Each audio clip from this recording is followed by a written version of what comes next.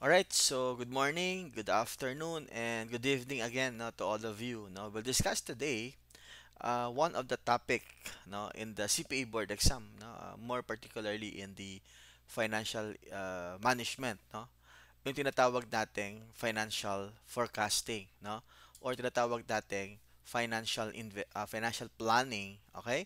So financial planning and financial forecasting. Again, so more on financial planning. Okay? And it is also known as forecasting, no? In the CPA board exam, no, usually there would be one or two problems, no, or one or two questions, no, about this forecasting. Okay? But may question, no? Ano bang ibig sabihin, class, no? So what do you mean of financial forecasting or financial planning? Okay? So ito class ay more into long term. Okay? Usually 5 years and up. Okay? So ibig sabihin class, you will forecast, no? You will forecast, no, particularly your statement of comprehensive income, your statement of financial position. Okay. So saan ba nagsisimula class ang forecasting? Siyempre number one, nagsisimula yan sa ating uh, statement of comprehensive income. Okay. So statement of comprehensive income.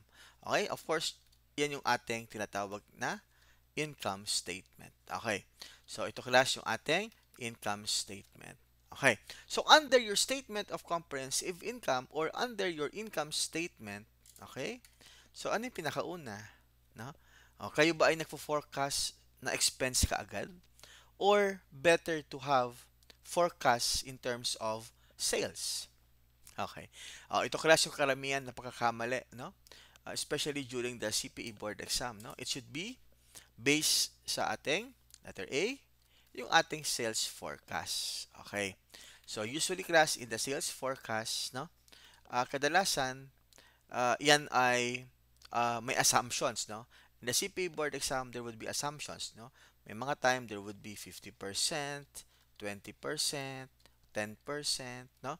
So, yon. So, depende yan class, particularly for the sales forecast, no? So, please take note of this.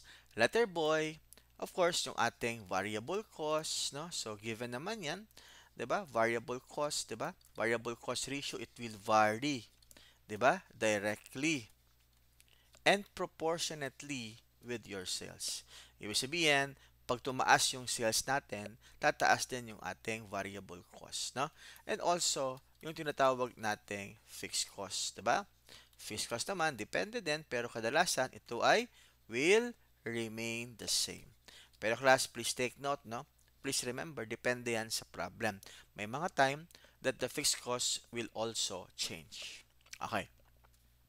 So that would be your statement of comprehensive income. Siyempre, if you have this forecast, you have now your net income.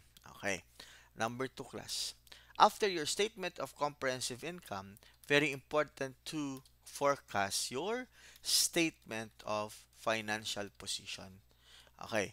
So, ito class yung tinatawag din natin na balance sheet. Diba? Okay. So, ano muna class yung gagawin natin in the statement of financial position? Unang-una class, no? Yung ating assets ay we will divide, no? So, you will divide the assets first, no? Number one, yung tinatawag nating spontaneous assets. Okay? And number two, yung ating non-spontaneous assets. Okay? Ano ibig sabihin nito, class? No? Ito importante, class, in financial forecasting. In spontaneous asset class, ibig sabihin, it will vary directly and proportionately with your sales. Ano ibig sabihin?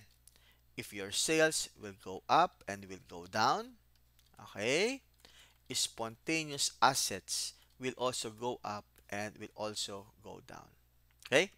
So, yan ang importante class, no, sa ating statement of financial position. How about your non-spontaneous assets? Okay? By the way, kadalasan, ano yung mga spontaneous assets? That would be all your current assets, your cash, your AR, your inventory, or any other, or yung PPE kadalasan minsan yes or no, no? Minsan naman, part siya ng non-spontaneous assets. How about this one? No? Ito naman ay non-spontaneous assets naman, it will remain the same. Okay?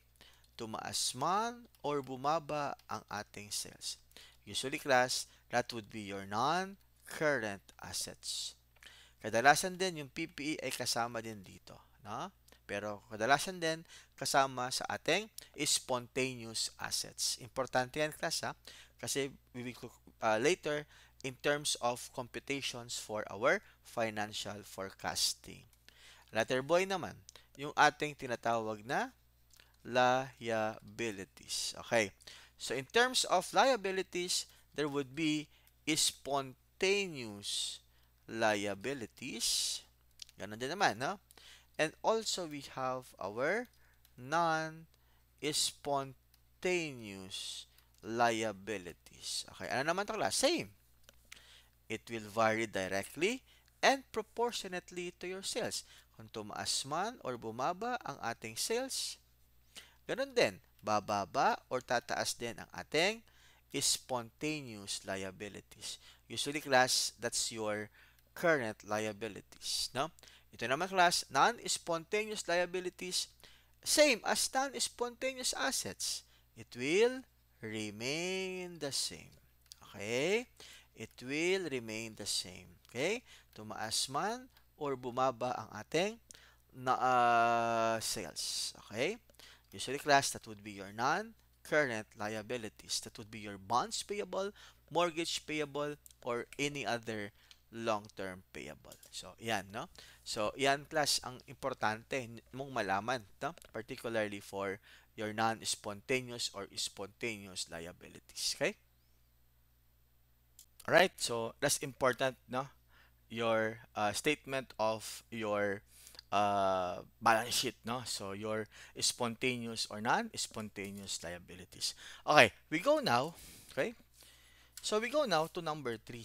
By the way, so sorry, letter C, no? Letter C naman, of course, yung ating equity. So under equity, dalawa din yan, no? Spontaneous, okay, equity, and also we have our non-spontaneous equity. Okay? So, under spontaneous equity class, okay, ano to? Isa lang yan, class. Yung tinatawag nating retained earnings. Okay, isa lang yan, ha? Yung ating retained earnings. In terms of this one, non-spontaneous equity, of course, yung ating ordinary shares, preference shares, yung ating share premium, okay? Or any other, no? Of course, treasury stocks kung meron, okay? So, yan. So, yan ang importante, class, no? To know, no? Particularly for our financial forecasting. Okay. So, after the class, no? So, of course, may mga time after your forecasting. So, what if you are done, no? Particularly for forecasting. Halimbawa, this one is your first pass, no? First pass, okay? This is your sales, of course. This is your variable cost, CM, fixed cost, and we have our net income, no?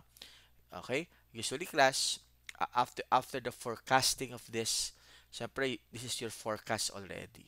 Okay? May mga time, class, in terms of your forecast, ito ay also will change, no? Particularly your assets, your liabilities, plus your owner's equity. Okay. Ibig sabihin, class, no? In this one, no? If your assets is not equal, no? Is greater than your liabilities plus owner's equity, or if your assets is less than your liabilities plus owner's equity, that would be your tinatawag nating additional funds needed. Okay? Kaya ang class, may tinatawag tayong additional funds needed or yung ating AFN. Okay? May question. Ano ba ang ibig sabihin? Okay? So, my question to class. Ano bang ibig sabihin ng AFN or EFN?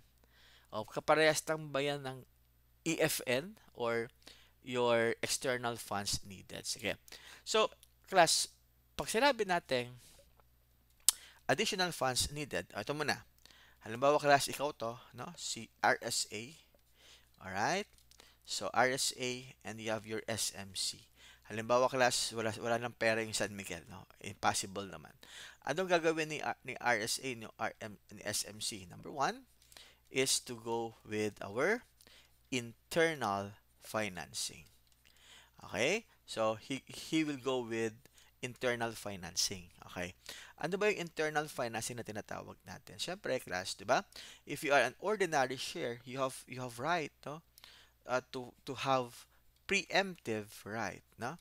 What is preemptive right? Right to purchase additional shares.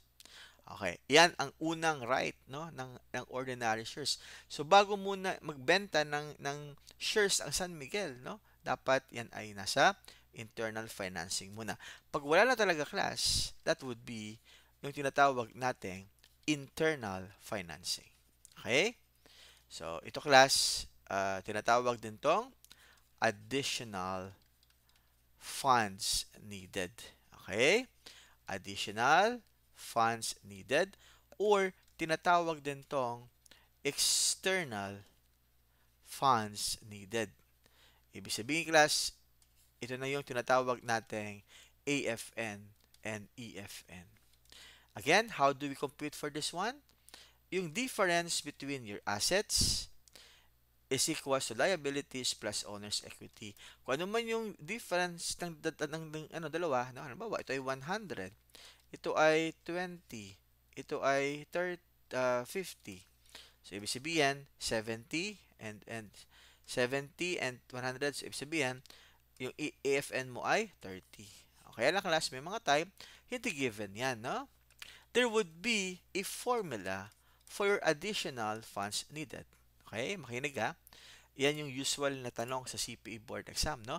About computing for the additional funds needed, no? So how do we compute for additional funds needed? Okay, so how do we do this one?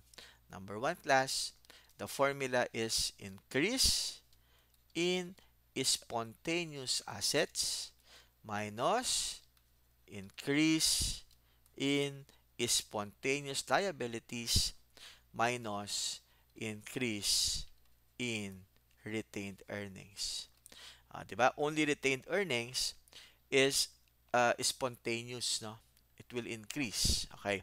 How do we compute for increase in SA? That would be your spontaneous assets divided by sales zero to be multiplied by change in your sales minus spontaneous liabilities divided by S0, your sales today, to be multiplied by spontaneous assets minus increase in RE, that would be your profit margin percentage, to be multiplied by your sales 1 projected dividends, and to be multiplied by retention ratio percentage. Okay, this one is the increase in SA. This one is the increase in SL, spontaneous assets, spontaneous liabilities, and this one is the increase in your retained earnings. Again, SA here is your spontaneous assets. Okay? S0 here is your sales today. Okay? This one, change in sales. Okay? Yes. SL, spontaneous liabilities. Ito, class, importante ito, ha? PM, of course, that would be your profit margin percentage. And S1, of course, projected dividends, no? Dividends after a year. Ito, class, yung importante. Anong RR? RR, that would be your retention ratio. Okay, how do we compute for retention ratio? RR can be computed as 100% minus dividend payout percentage. Ibig sabihin, class, kung ano yung matira, no, sa pagbigay mo ng dividends, kaya nga retention, 'di ba? And that would be your retention. So again, class, no? Very important, no? Very important is this one. Okay? Please take note of this. Ito lang naman yung question sa CPA board exam. Dapat alamin mo that the formula for additional funds needed is that increase in spontaneous assets minus increase in spontaneous liabilities minus increase in retained earnings. How do we do that? Okay? Spontaneous assets divided by sales, 0, to be multiplied by increase in your sales as projected minus spontaneous liabilities divided by S0 to be multiplied by increase in your sales minus your profit margin percentage to be multiplied by your sales projected and to be multiplied by your retention ratio. So, ganun lang class ha. Yan yung importante in computing for your forecasting and your additional funds needed. So again, thank you very much and hope to see you soon. Bye-bye.